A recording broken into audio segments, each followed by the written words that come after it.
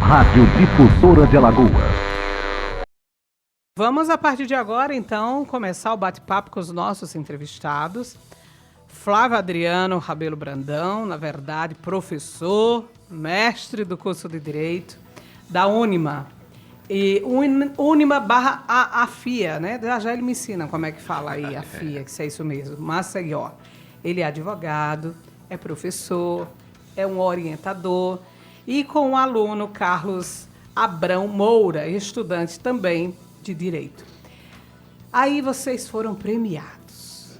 Alunos do curso de Direito da Unima ficaram em primeiríssimo lugar no Norte e Nordeste numa competição nacional do Supremo Tribunal Federal. E aí a gente está recebendo aqui esses grandes cérebros. Parabéns, aluno, professor, operador do direito. Que orgulho para Alagoas, que orgulho para a instituição, professor. Coisa tão boa. Primeiramente, bom dia Tati, bom dia Marcelo, bom dia Carlos e todos que estão no estúdio, né? É o celular aqui tocando, é o Claudemir Henrique do Carmo. Claudemir Henrique do Carmo. Deixe não.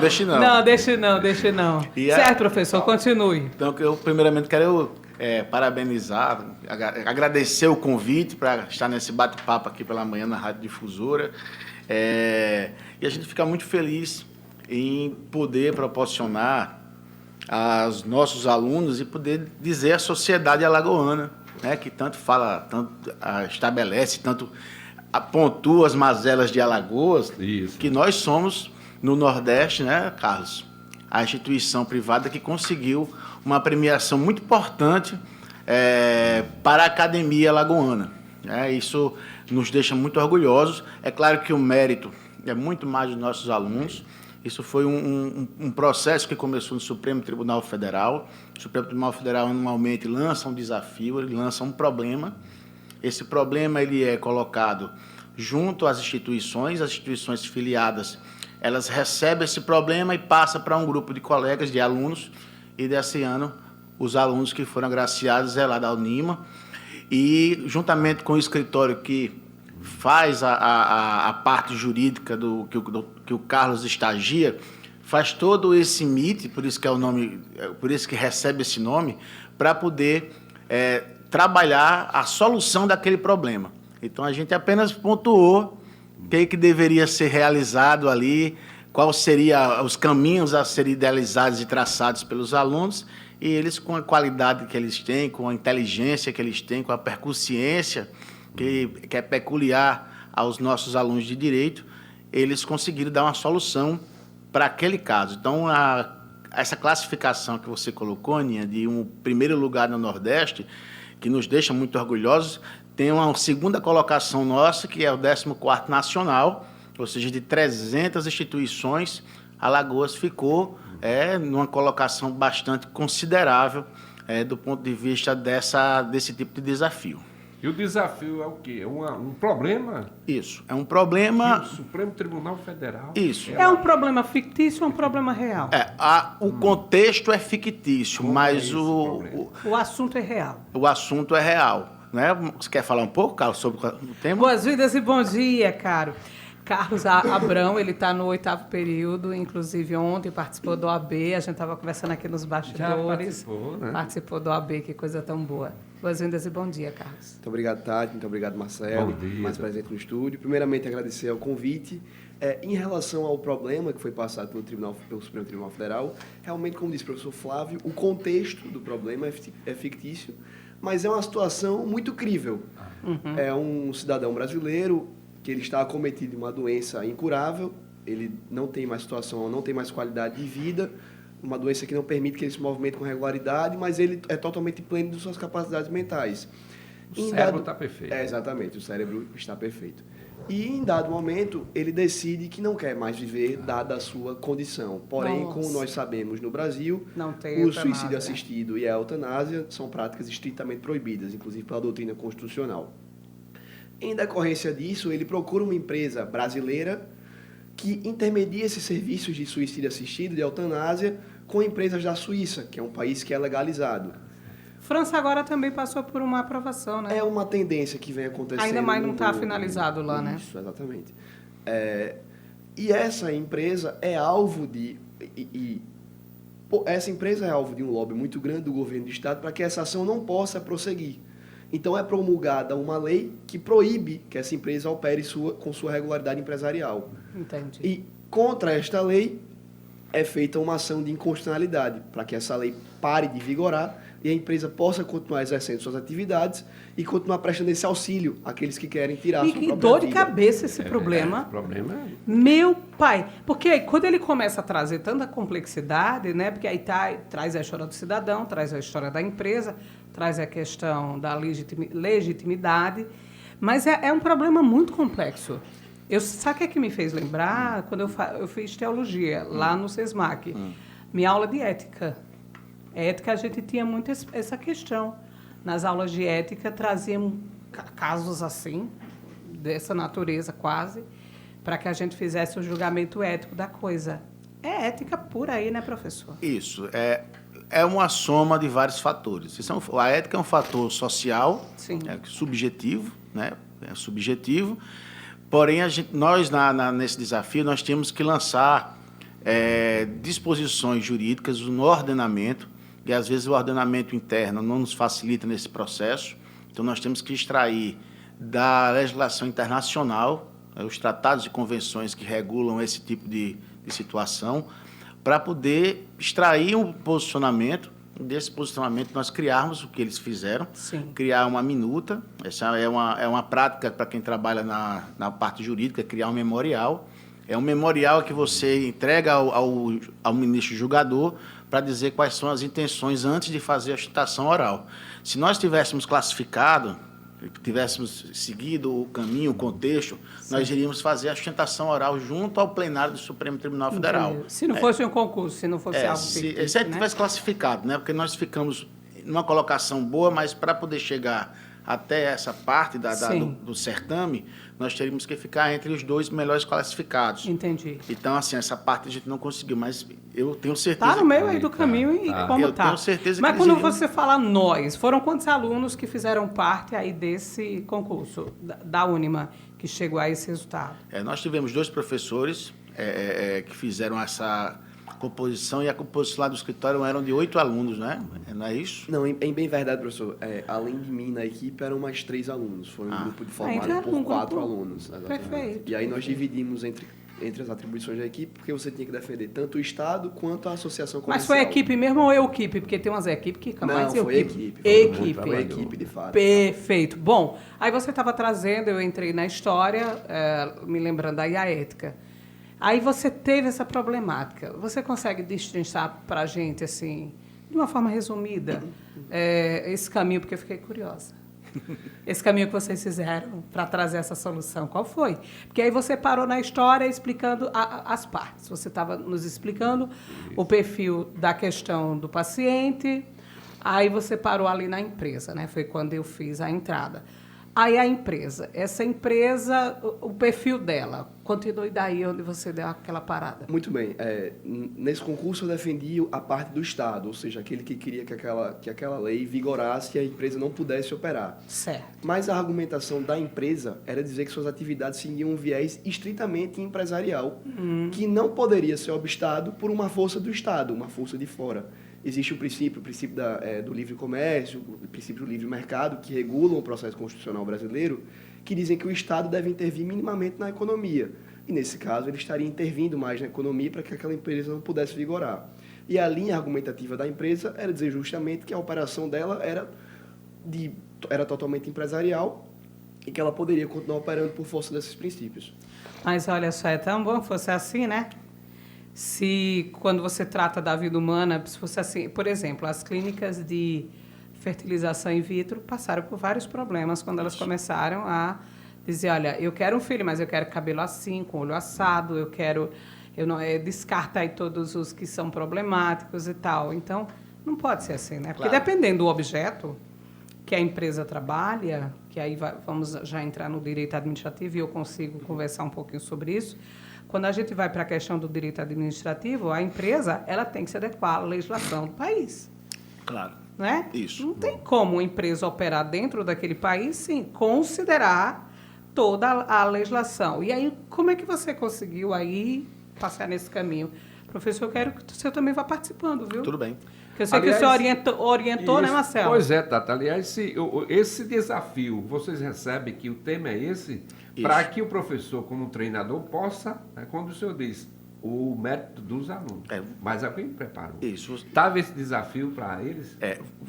Você, Marcelo, que acompanha futebol por muito tempo, a gente apenas dá o caminho. Isso. Né? Porque, assim, claro que... É bem o papel do orientador, né? Porque a gente, se fosse como a gente brincando aqui, fazendo uma comparação, nós traçaríamos a estratégia tática para se chegar ao resultado final. Realmente, assim, nós fizemos toda uma digressão de natureza, não só institucional, no ordenamento jurídico interno, fomos buscar nos tratados internacionais todo o supedâneo lógico para poder se criar esse contexto. E, claro, a gente teve que trabalhar com muita dosagem ética, porque, na verdade, assim, tem que entender como era o MIT. O MIT eram 2 pareceres. Um parecer do Estado, que eles faziam, e um outro parecer como se eles fossem a empresa. Então, o contexto é muito mais amplo, né? Nesse caso, como o Carlos falou, a gente fazia, na verdade, 2 pontuações para poder se chegar a essas, para se extrair esses 2 pareceres, entendeu? E que é uma coisa muito complexa. E você falou muito bem. Essa tentativa de dar esse suporte, principalmente da legislação interna, né, que é o que importa dentro desse contexto, quando o Supremo vai discutir, que o Supremo ele discute um tema em cima da base constitucional, que é justamente isso que ele tem que fazer, que é decidir em cima daquilo que está na Constituição. Esse que foi o grande desafio, porque, assim, ao mesmo tempo que o Supremo ele é partidário e deve defender a Constituição com garras e unhas e dentes, ao mesmo tempo ele abre espaço para que tratados e convenções, principalmente regulamentadas a direitos humanos, sejam cumpridos no nosso país. Então, está aí o grande desafio desse MIT. E esses meninos tiveram grande êxito de poder nessa... direito internacional puro, né? Teve que mergulhar e muito ali. Tratado de Haia e tantas outras coisas, né? Qual foi a base maior que você pegaram lá fora? Exemplo, Tratado de Haia e tantos outros mais, para reunir força, né? Para defender isso. Perfeitamente. Por parte da empresa, mais uma vez, não foi o lado que eu defendi. Porque você fazia um lado e o outro. Eu fazia Meu o lado Deus, um do advogado Estado, do diabo quase, né? Pois é. Eu fazia o lado do Estado, mas para o lado da empresa, a Convenção Interamericana de Direitos Humanos foi o mais importante, juntamente com a nossa Constituição Federal. Sim.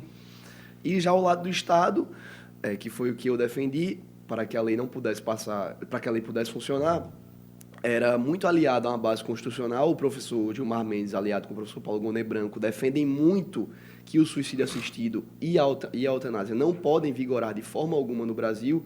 E também existem julgados recentes do Supremo Tribunal Federal que dizem que, quando uma lei, por mais que ela esteja usurpando a competência de outro ente federativo, ela esteja protegendo os direitos fundamentais, nesse caso, o direito maior, o direito à vida, ela pode vigorar, ela é plena em seus efeitos e deve perpassar e, assim, tornando-se válida. A maior dificuldade é porque lá, no caso, é autorizado e aqui não é, e o paciente é brasileiro, é assim? Não, em bem verdade, no caso, são alegadas algumas questões. Certo. Por exemplo, que o Estado não teria legitimidade para legislar sobre aquela questão, por estar legislando sobre direito comercial, sobre direito civil, que o Estado não poderia estar ingressando com aquele tipo de ação. E aí a gente tem que superar esses óbices para que a ação seja julgada. Porque, na verdade, o problema existiu, né, quando a gente faz uma leitura dele, por quê? Ao invés dele ir para lá, para a Suíça direto, ele quis que uma empresa brasileira fizesse esse traslado, digamos assim. É como se a empresa fosse uma CVC da vida, que trabalha com turismo, mas, nesse caso, essa empresa não, e essa empresa faria a questão. E como... Aí eu fiquei pensando aqui, ajudem-me vocês, que são os operadores do direito. São do ramo. Aluno, professor. Como é que essa empresa foi constituída, legalmente dizendo? Como é que essa empresa existia, legalmente falando? E aí, de repente, não pode fazer esse trabalho. Mas quando ela foi ser constituída? Alguém teve essa indagação no meio do caminho? Você chegou em um dos argumentos que eu mais gostava na minha dissertação. Olha como eu tô, boiei de fita. Que era dizer que julgamento dessa empresa... Era dizer justamente que essa empresa sequer poderia ter sido constituída. Exatamente. Porque você não pode constituir uma empresa que tem como objeto de atuação algo inválido. Exatamente. Pois é. Porque eu fui aí pro direito administrativo, que ainda bem que eu sou também formada na área de gestão. Eu fiquei pensando, como essa empresa não era nem para passar pela Jusceal. É o desafio do STF, né? É verdade, é verdade. Faz parte do... E levando em consideração que a empresa atinge uma finalidade social, está previsto na Constituição Federal também, era um dos pontos que foi batido nesse aspecto, foi isso. Agora, eu vou também botar um pouquinho de sal nesse pirão. Ao mesmo tempo, o Brasil ele é signatário de um tratado internacional que gera a liberdade comercial de proteção à marca, à patente e à liberdade de comércio. Claro, a não ser que, obviamente, o objeto dela seja... Mesmo estando em território nacional, né? Mesmo estando em território nacional. E aí tem um ponto bem interessante de um julgado do STJ... Sabe o que está me parecendo essa questão aí da lei? Está parecendo português. Quando a gente está estudando português, o idioma que eu falo... são aquelas famosas exceções de regra. Meu Deus, quanta exceção de regra no direito também tem, professor, doutor? É verdade. Flávio. Como eu estava dizendo, a gente tem uma decisão do STJ muito interessante em relação a uma família que queria congelar o seu ente para que, no futuro, pudesse haver a cura dele, que é o sistema de criogenia, né? Sim. Que é um sistema que o Brasil... atualmente não tem uma regulamentação específica sobre isso, mas eles foram na justiça, né, se não me engano foi em Minas Gerais, para tentar congelar esse paciente. E ganharam na justiça essa possibilidade. Meu Deus, por isso que eu digo, às vezes no Brasil a gente não tem a regulamentação específica, mas nem sempre o objeto em si, né, nesse caso o objeto é claramente, pelo menos previsto na decisão do Supremo como ilegal, ele não é imediatamente algo que seja considerado pela legislação em voga. É aí onde entram os remedinhos jurídicos, que aí a gente pode dizer que vai criar-se aí uma jurisprudência? Justamente. É para isso que o tribunal... Acho que eu vou fazer faculdade de Direito, viu? Estou gostando do assunto. É para isso que os tribunais excepcionais existem, para justamente essas matérias, quando forem levadas nos tribunais inferiores, como é o caso dos tribunais de justiça, tribunais regionais, é para isso que os tribunais devem servir. É para dar um veredito em relação ao caso, que, obviamente, no caso do STJ, se está ou não em sintonia com a lei infraconstitucional, e no caso do Supremo Tribunal Federal, das questões constitucionais, né? Nós temos várias decisões do Supremo Tribunal Federal que, efetivamente, em tese, eles acabaram preenchendo o que nós chamamos de lacuna legal, né? Tem várias decisões. Por exemplo, se hoje um casal homoafetivo quiser contrair núpcias, quiser criar uma família, só a título de exemplo, ele não vai encontrar no Código Civil nenhuma linha falando sobre isso. Com base na lei, com base na Constituição Federal, o simples fato de você ter a liberdade de constituir a família, esse foi o elemento essencial para que você possa ter esse tipo de relação hoje efetivada pelo Estado. Então, o Supremo Tribunal Federal também está na sua composição constitucional, no sentido de preencher essas lacunas que, porventura, apareçam. É muito interessante. Mas vamos voltar aqui para o aluno, porque eu estou tão curiosa a saber o fim dessa história, Carlos. O fim da história. Até chegar Como à premiação. É o fim dessa história que você conseguiu fazer essa defesa para chegar justamente nessa premiação de primeiro lugar no Norte-Nordeste. Muito bem. Como é que ficou essa defesa? Essa defesa foi estruturada em vários argumentos. Os principais que eu gostava de usar na minha parte da escrita era justamente esse, que o objeto da empresa era ilícito e, por isso, não podia ser constituído. E um julgado extremamente recente do Supremo Tribunal Federal, relatoria do ministro Nunes Marques, que dizia que, caso a lei estivesse protegendo um direito maior, ela poderia ter efeitos válidos. E nas demais linhas argumentativas, nós dizíamos que o Estado era o grande guardião dos direitos e deveria estar protegendo os seus legitimados, ou seja, os seus cidadãos. E como é que fica aí a minha liberdade, Durivi, a minha liberdade de fazer o que eu quero com a minha vida? ela não pode ultrapassar essa questão por conta do direito à vida, mas o direito é a minha vida, não é a vida do outro, de terceiro, é a minha vida. Eu que tenho o direito à minha vida, eu não posso dizer, não quero mais. Então, Não é? perfeito questionamento. Como a doutrina constitucional entende que o direito à vida, na realidade, tem duas facetas. O direito a se ter uma vida digna e o direito de estar vivo. Pois é, e qual é a dignidade que essa pessoa acha que tem, né? Porque ao ponto uma pessoa numa doença degenerativa, não tem mais, não tem jeito. E aí, como é que fica? Bem, essa é mais a locomoção, acho que não é ir vir para a vida e para a morte, não. Acho que não se enquadra muito, não. Bem, para minha sorte argumentativa, Sim. a doutrina evoluiu de forma a entender que, por força do princípio do direito fundamental da vida, certo, você não teria possibilidade de querer dispor de sua própria vida. Tanto que o suicídio, não necessariamente suicídio assistido ou sequer a eutanásia. O suicídio também não é uma prática permitida no Brasil. Sim. Tanto que o auxílio ou instigação ao suicídio é um crime tipificado no Código Penal. Então, eu usava dessa linha argumentativa que a doutrina e a jurisprudência evoluíram para entender que o direito à vida deve ser preservado, ainda que o seu titular quisesse dispor dele, porque ele é um direito indisponível. sim, sim. Agora, Até porque abre brecha, né? Para chegar a esse primeiro lugar, ou qual é o critério, os critérios, o doutor Flávio, que a gente concorreu com o Norte e Nordeste. Eram 4 também, puxando também. Norte e Nordeste eu vou o Brasil inteiro. Nós concorremos no Brasil inteiro. Ele ficou em primeiro lugar no Norte e Nordeste. No Nordeste, isso. Porque eles fizeram uma divisão... Pelas 5 regiões? Eles fizeram a divisão pelas regiões e aí, obviamente, classificaram em contexto geral para chegarmos a essa 10ª. Concorreram com quantos? Foram 300? 382 equipes. Que maravilha. Aí isso tudo faculdade privada? Privada, pública. É geral, né? Basta estar cadastrada. Basta estar conveniada junto com esse projeto do Supremo, que é o STF-MIT. Mas aí, qual é o próximo passo agora? Eu sei que, mediante esse concurso, tudo bem, já se foi. E parabéns pelo belíssimo resultado. Mas qual o próximo passo agora? O senhor, como pesquisador, vai transformar num artigo científico? Vamos ver aí o quê? A partir daí, os frutos? O nosso projeto é esse, né? O nosso projeto é a gente trazer o que a gente faz na faculdade. A universidade, na verdade, é para essa finalidade, né? Para abrir a mente de um rapaz como o Carlos, que é um rapaz jovem, né? Podemos dizer assim, até um menino, né? Que é um grande aluno nosso. E aí, os demais colegas que frequentam a instituição que a gente trabalha, é tentar justamente fazer isso, é provocá-los para que, a partir daí, a gente consiga criar esse processo. Nós vamos tentar transformá-lo num artigo, esse artigo científico, para poder fazer essa vazão desse conhecimento, desse pessoal, desses garotos aí, Brasil afora. E a gente torce para isso. A gente vai dar uma pausa. Tomar uma água, um café. Da taverna. E aí a gente volta para concluir a nossa entrevista, tudo bem? Tudo bem, obrigado. Estamos recebendo o professor Dr. Flávio Adriano Rebelo Brandão. Ele é professor mestre do curso de Direito da Unima/AFIA. É AFIA ou AFIA? AFIA. Certo. Obrigada, professor.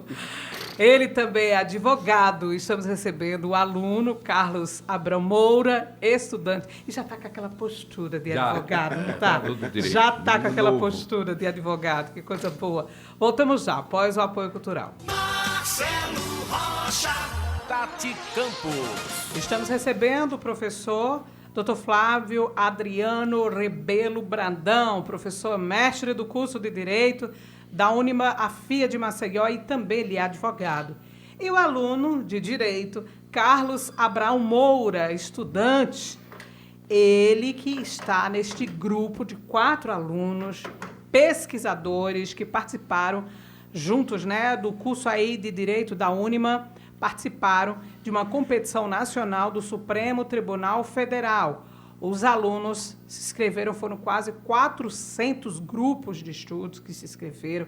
E aqui no Norte e Nordeste, o primeiro lugar é nosso. Estamos no pódio, né, professor? É verdade, primeiro lugar. E aí, antes de irmos para o apoio cultural, a gente estava falando a respeito desse processo maravilhoso que vocês venceram. E aí, a defesa foi essa. Lá no final, quando você conseguiu chegar lá na sua defesa, Carlos, que você era parte do Estado, né? Como é que foi para elencar o grupo, né? Porque era parte do Estado, juntamente com a parte do do paciente. Isso, a parte da empresa. Exatamente. Empresa, o paciente era empresa, no caso. Isso, a empresa estava defendendo os interesses do paciente. Exatamente, certo. Como é que foi fazer assim? Essa divisão do grupo? Sim. Foi muito de viés. Certo. Eu já sou uma pessoa um pouco mais estadista. Já sou alguém que acha que o Estado deve nos preservar. Certo. Deve pugnar pelos nossos direitos. Então, quando eu vi o caso, de primeira bati o olho e falei, não, aqui eu quero ir para essa linha. A minha linha argumentativa é essa, a minha linha defensiva é pelo Estado. E vendo a doutrina constitucional, que eu gosto de estudar, percebi que seguia pela mesma linha.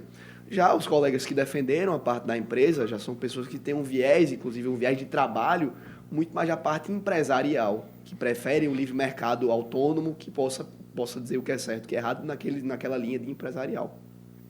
Então, a divisão foi seguindo justamente essa linha de cada um. O que cada um preferiria defender, o que cada um teria mais facilidade de defender. Eu, por já trabalhar com direito constitucional todos os dias, tive essa linha de mais facilidade com o Estado. Já os amigos que trabalham com empresarial mais forte preferiram optar por ficar defendendo a parte da empresa.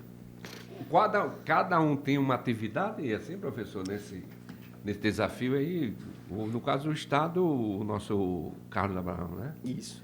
E os outros alunos eram 4, todo mundo trabalhava no... Isso, a divisão foi feita pela matéria, né? O Carlos, mais outro colega, ficou com a parte de direito público, né? Que foi para a defesa do Estado, e a outra parte ficou com a parte mais de direito privativo. Geralmente, esse é o perfil do aluno quando ele está prestes a ir para o mercado de trabalho. Ele tende a, nesse tempo aí da faculdade, 7º, 8º período, ele tem uma inclinação por determinada matéria. Direito, né? Inclusive, hoje é o dia do estagiário. A gente falava na abertura do programa a respeito disso. Que o período de estágio, né, ele serve exatamente para isso. Como é que funciona o estágio no direito, hein? Tem várias facetas, né? Nós temos o estagiário que é convocado pelo escritório, nós temos estagiários que são inscritos na faculdade. É obrigatório o estágio de vocês? Na nossa universidade, sim. Ele tem uma matéria, existe uma carga horária que o aluno tem que cumprir, né? Tem que cumprir para poder... Ele cumpre geralmente, nós temos na faculdade um juizado, né?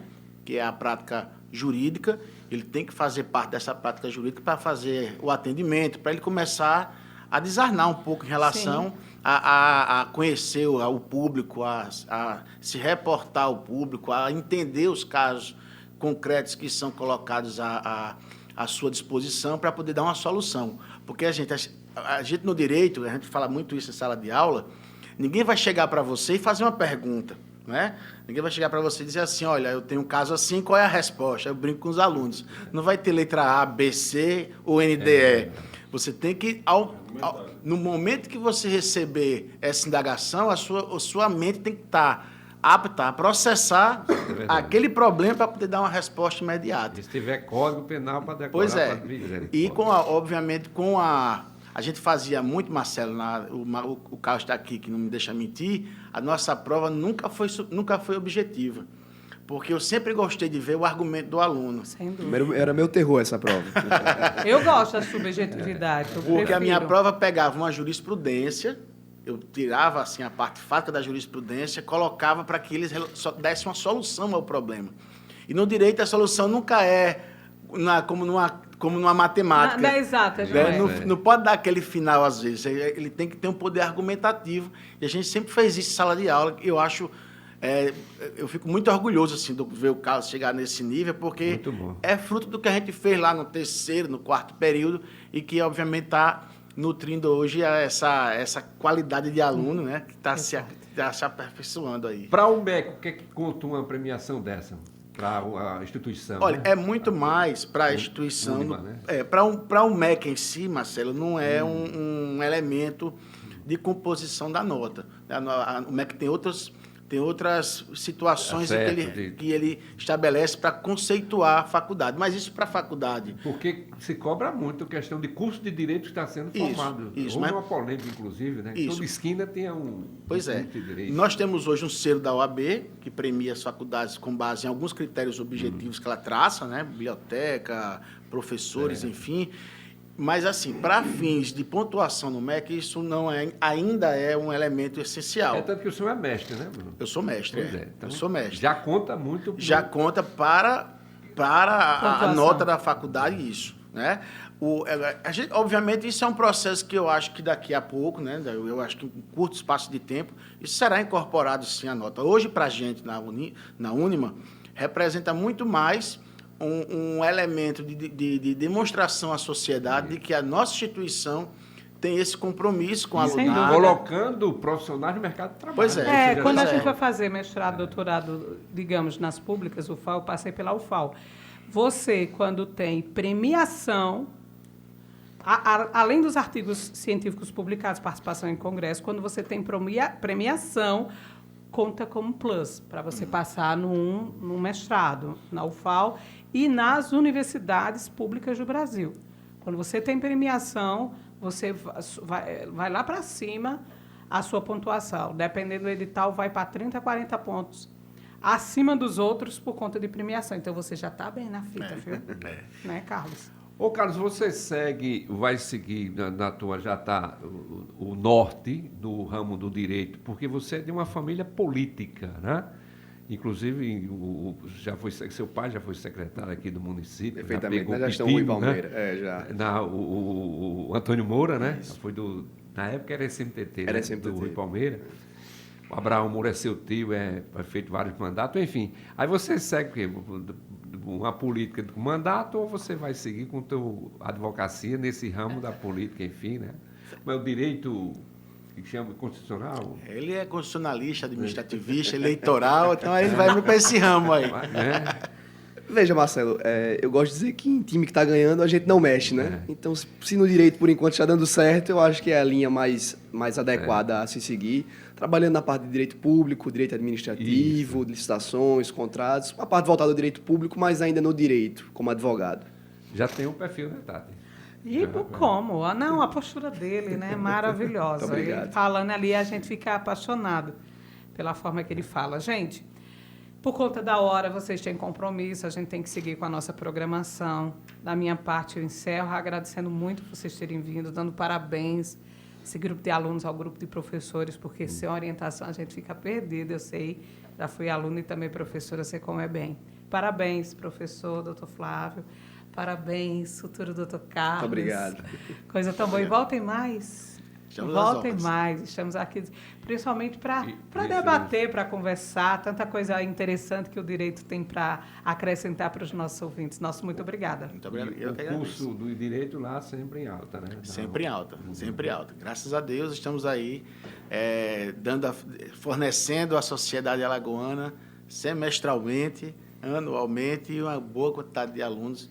E tenho certeza que com a qualidade, não só por esse processo que o Carlos passou, mas também por todo o processo pedagógico que a instituição fornece. E desde já eu quero agradecer ao convite de vocês, quero externar também essa alegria desse prêmio que o Carlos ganhou justamente com os colegas, aos demais professores que compõem a instituição, né? Não é um prêmio nosso, não é um prêmio meu, né? Então, muito obrigado pelo convite, estamos sempre à disposição de vocês. Ô, professor, quem é que dá aula do crime cibernético? Porque hoje está muito em voga, tem que preparar esse advogado. Oi, Marcelo, me tire dessa que eu sou da parte de direito privado. Prepara o aluno. Me tire desse pressado aí. Demais, eu sou careca, mas estou com medo dos carecas desse Brasil.